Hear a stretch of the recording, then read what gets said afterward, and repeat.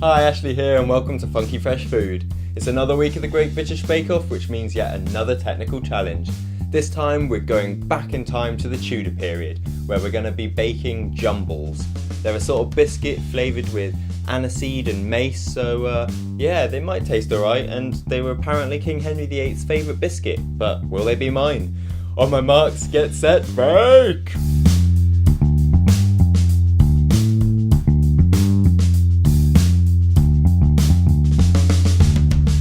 So before we start this recipe, I have a little confession to make. I don't actually have one of the key ingredients, which is aniseed.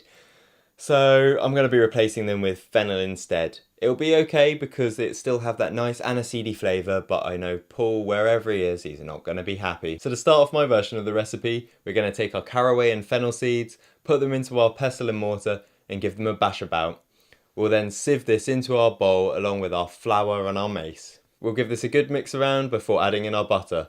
We'll then rub this together until we get a fine breadcrumb-like texture.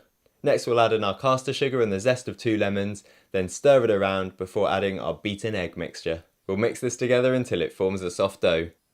Now in my recipe, it's very specific about weighing the biscuit mixture into 6 85-gram balls and 6 65-gram balls. Now if you're in the bake-off tent and you've got a fancy electric scale, then that's really fine and easy.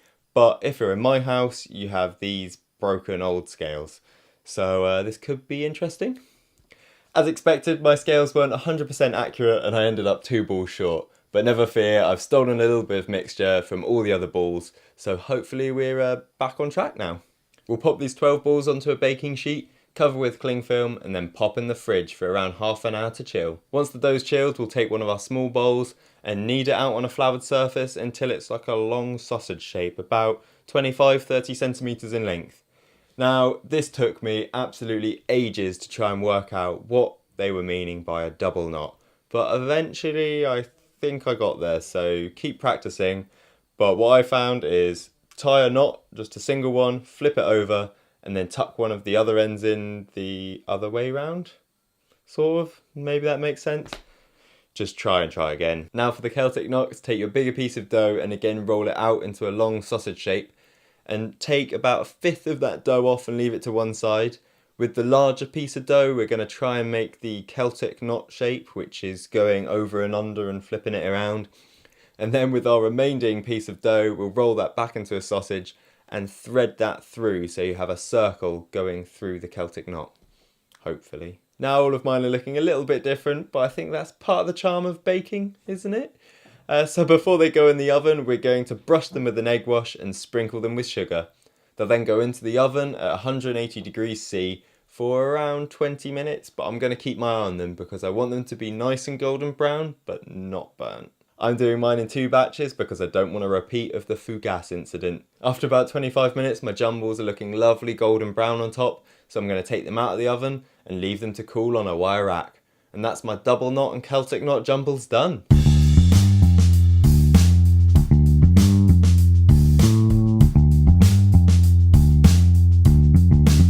So I've watched the Great British Bake Off technical challenge now, and I'm pretty pleased with what I did, because even though my biscuits might not quite look like Paul was expecting, I think they look really beautiful.